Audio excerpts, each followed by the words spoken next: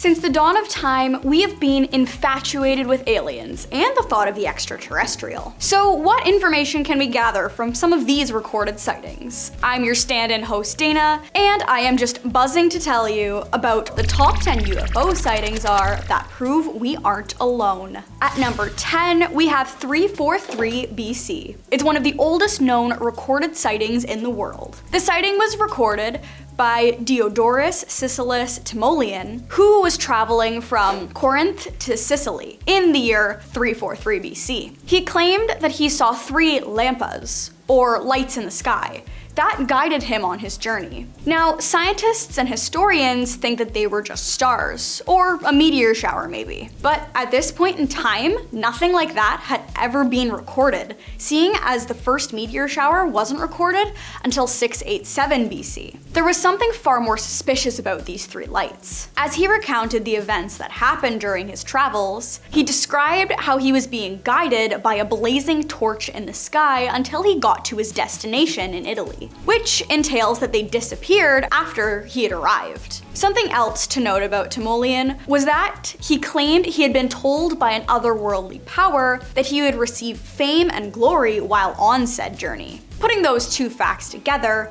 we can be led to believe that he had an alien encounter through some sort of telepathic connection, which would explain why the lights were following him. At number 9, we have between 218 and 201 BCE. These sightings take place during the time of the Second Punic War, also known as the Hannibalic War. The sightings were recounted by Rome's Annalise Maximi, who claimed to see the lights coming from the sky. The first encounter in 218 BCE was described as gleaming ships that swerved in and out of the clouds, but nothing much came of it aside from his experience. The second sighting is in 216 BCE, described the exact same thing, except this time they were described as giant gleaming shields, which entails that they were flat and round like some of the other sightings on the list. And the most popular imagery of aliens we still see in pop culture and modern day alien sightings. We can assume that this was recounted by others as well, but the 218 and 216 were the only ones that were properly documented. Historians believe that human conflict increases the amount of UFO sightings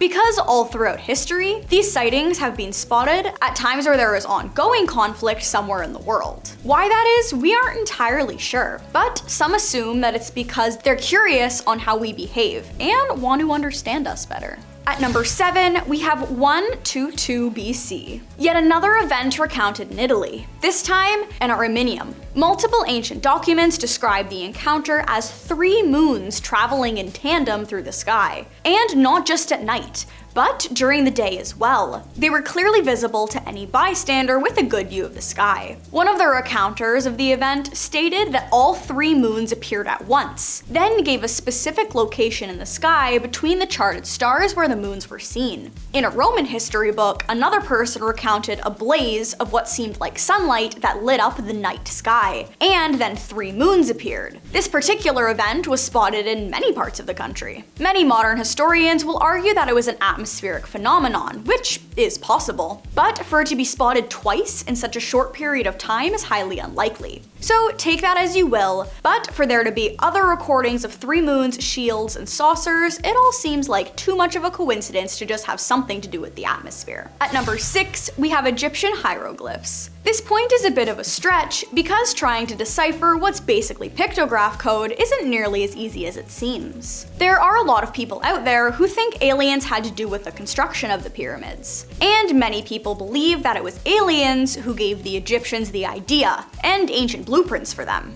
There are no confirmed ties between them, but some scientists and archaeologists have noticed a very unsettling pattern in some of the pieces they've uncovered. Egyptians seem to have a deeper understanding of the world around them, like space and the solar system, and mathematics specifically. In some pictures, archaeologists have seen spirals and shapes that resemble galaxies and energy fields, which was very far beyond their range of knowledge, considering where they were technologically. Some of the other things depicted in the hieroglyphs were modern-day helicopters and submarines. But the most interesting part was on the ceiling of one of the New Kingdom temples was what we can believe is a UFO. Another interesting tidbit of knowledge we can use to connect Egypt to aliens is the Tep Zepi, which was described in many Egyptian legends. This was when the sky gods came down and created civilization. They were described as entities that could travel through the sky in what could be described as skyboats. And they bring wisdom to men of royal blood. The Egyptians have also talked about bright lights flooding and coming down from the sky,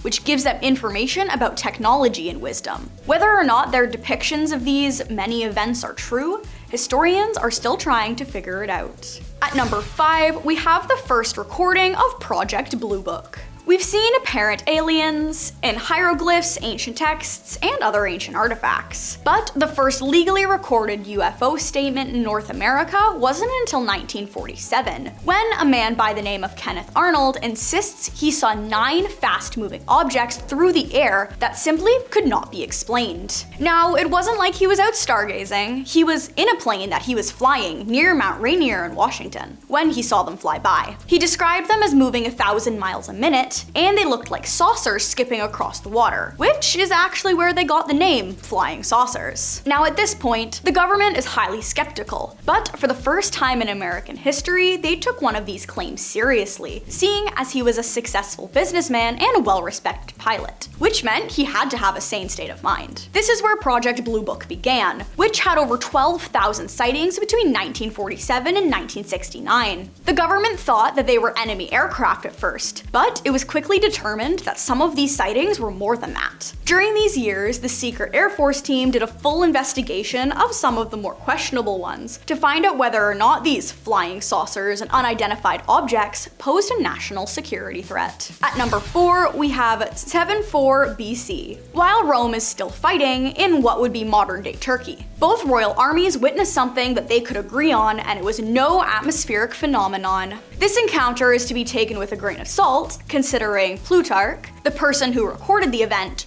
was not alive in the year 74 BC. So whether or not he really saw and recounted this event is up for debate. However, he claimed that in the middle of a clear day, there was a loud thunderous boom that came from seemingly thin air, and there was an incredible light that filled the sky. There was a huge object engulfed in flames that landed between the two armies. Plutarch went on to describe a very detailed image of what the object looked like, including the fact that it looked like a wine jar, most of which were very bulb-like and with a thin neck and small opening at that point. He described the color as a molten silver. He also claimed that because of the fear and curiosity of both armies, the fighting stopped, and they both retreated from the front lines. Whether or not this encounter actually happened is still up for debate, seeing as he had the only known recording of this event. At number 3, we have AD 70. This has been dubbed one of the best recorded sightings in ancient history. The event was recorded by Josephus of Judea, which is where he spotted the encounter. He claimed that he saw a chariot and soldiers in armor running through the clouds. He brushed off the event as a miraculous phenomenon and a passing belief. Passing belief can be interpreted as he didn't actually believe what he saw,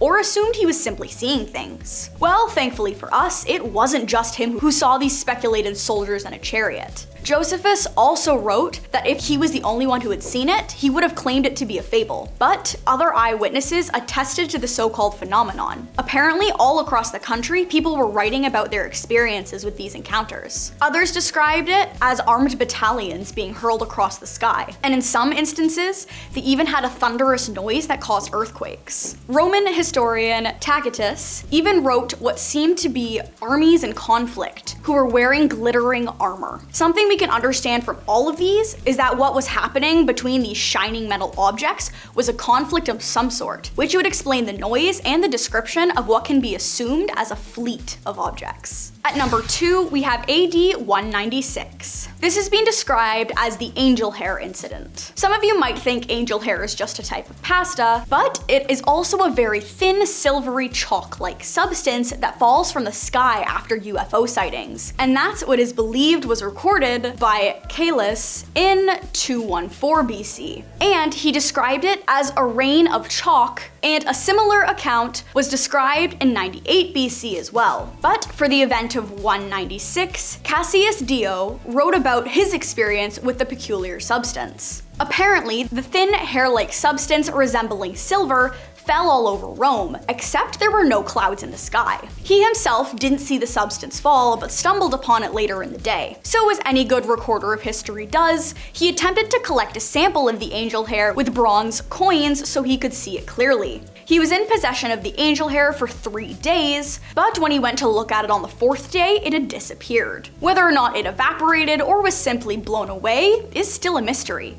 But Cassius fully believes he had been in contact with something extraterrestrial. And last but not least, we have AD 816. This recording comes in at number 1 because it's the most bizarre on the list. Agobar of Lyon recounts his many experiences with what he calls aerial sailors and a place called Magonia. He claimed Magonia was a realm of the clouds where aerial sailors resided and would come down from when they were visible. This already seems like an exaggerated claim, but he went into detail about 3 men and a woman who would fall into the ground from one of these so-called ships. And the townsfolk had almost taken action against them when Agobard stepped in and saved them from their demise. However, there was no more details about the sailors after this claim, so no one really knows what happened about them or Agobar. What we know about Magonia is that the aerial sailors would often bring rain, but in return would steal crops, and he even related them to pagan magic. The Catholic Church viewed this as a threat and convinced most people that it was the work of a Catholic god because he was angry that they believed in another entity. Whether or not Magonia really exists is still a mystery, like El Dorado or Atlantis, but Agobard was a firm believer in what he saw and experienced. With the released statement of the inhuman remains that have been released, with the more objects we find, and the mysterious messages we've received, we are getting closer to the answers every day.